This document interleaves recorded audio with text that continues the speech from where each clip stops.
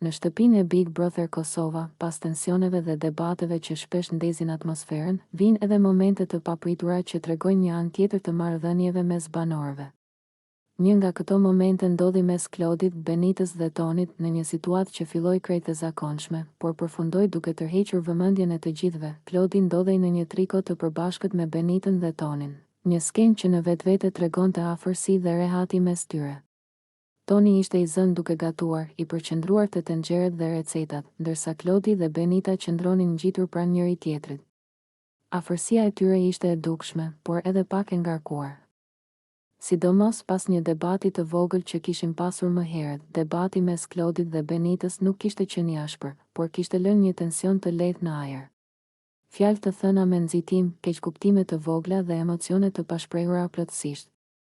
Megjithatë, në vend që ta zgjasnin situatën, ata zgjodhen një mënyrë tjetër për ta shuar, teksa Toni vazhdonte të gatuante, pa u përfshirë drejt për drejt në dinamikën e tyre. Klodi ju afrua edhe më shumë Benitës.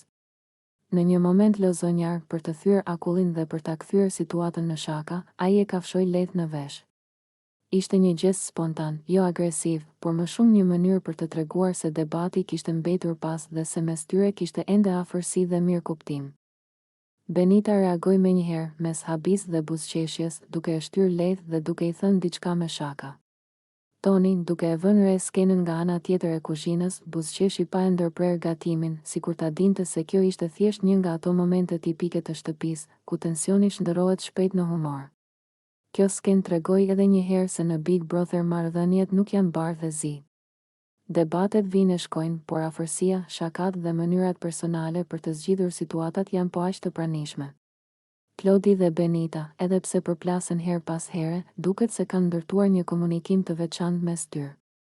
Në Big Brother Kosova, lojrat nuk janë thjesht sfida fizike apo detyra argëtuese, shpesh janë teste të durimit, besnikërisë dhe strategjisë. Një nga momentet më interesante që ndodhi ishte krijimi i një grupi të detyruar. Toni, Benita dhe Klodi u futën të tre së bashku në të njëjtin ekip për lojën me fanelle, një situatë që i vuri menjëherë përballë një dileme të madhe. Ata nuk mund të zgjidhnin ku do të shkonin veç e veç. Lojtarët ishin të detyruar të lëviznin të tre së bashku, të bashkëpunonin, të planifikonin dhe, njëkohësisht, të ishin vigjilent ndaj lojës që po zhvillohej jashtë grupit të tyre. Secili prej tyre e dinte se kjo nuk ishte thjesht një detyrë fizike. Ishte një test karakteri. Klodi, duke marrë një rol udhëheqës, e shfrytëzoi këtë moment për ta shndërruar në strategji. Për 48 orë, kemi luftë të tre, tha ai me seriozitet. Një shprehje që nuk ishte thjesht metaforë, ishte një paralajmërim se çdo hap, çdo zgjedhje dhe çdo bashkëpunim do të ishte i matshëm. Ai po i bënte të qartë Tonit dhe Benitës se nuk kishte vend për gabime ose impulsivitet. Për 48 orë, ata nuk ishin thjesht tre individ që luanin lojën, ishin një forcë e bashkuar ose një grup që mund të dështonte së bashku. Toni dhe Benita e kuptuan menjëherë se sfida nuk ishte vetëm fizike. Ata duhet të ishin strategjik, të bashkëpunonin dhe të lexonin jo vetëm veprimet e njëri tjetrit, por edhe të banorëve të tjerë që i vështronin nga jashtë. Çdo përplasje, çdo mosmarrëveshje mund të ndikonte në suksesin e grupit. Në këto 48 orë, grupi u kthye në një mikrokozmos i shtëpisë, lojë, tension, aleanca dhe test i durimit. Klodi nuk ishte vetëm udhëheqës, ai po matonte reagimet e Tonit dhe Benitës, duke parë se kush është i gatshëm të bashkëpunojë dhe kush mund të krijojë probleme në çastet më të ndërlikuara. Benita, me intuitën dhe qetësinë e saj, përpiqej të balanconte situatën, duke ruajtur paqen mes Tonit dhe Klodit. Toni, nga ana tjetër, nuk e fsheu karakterin e tij konkurrues, ai ishte i.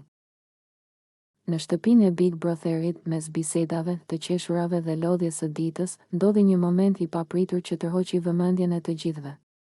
Toni, në një gjendje lozonjare dhe pa shumë mendim, e mori Benitën në krah, si pjesë e një shaka të çastit, pa e llogaritur plotësisht situatën.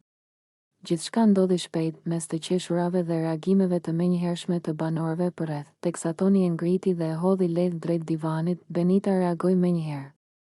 Jo me nervozizëm, por me një thirrje të shpejtë dhe të sinqertë. Toni, kujdes se jam me fustan. Ishte një reagim instinktiv, një kujdes për kufit dhe për situatën, që e bëri momentin edhe më njerëzor. Toni u ndal menjëherë. U kuptua qartë se qëllimi i tij nuk ishte të kalonte asnjë limit, por thjesht të bënte shaka. Ai u tërhoq duke treguar se e kuptoi menjëherë fjalën e Benitës dhe respektin që duhej treguar. Ajo skenë, edhe pse e vogël, tregoi sa të rëndësishme janë reagimet dhe respekti në moment. Benita u ul në divan, pak e habitur, pak e qeshur, ndërsa situata u qetësua shpejt. Banorët përreth reaguan me buzëqeshje dhe komente të lehta, sepse gjithçka u pa si një moment spontan, jo si diçka e qëllimshme apo e rënë. Ky episod i vogël tregoi edhe një herë dinamikën e shtëpisë, momente spontane që lindin nga afërsia, por që kërkojnë gjithmonë kujdes dhe respekt.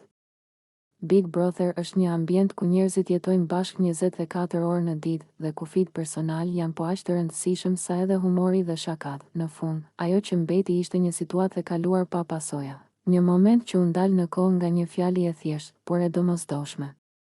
Një kujtesë e vogël se edhe në shaka, respekti duhet të jetë gjithmonë i pari.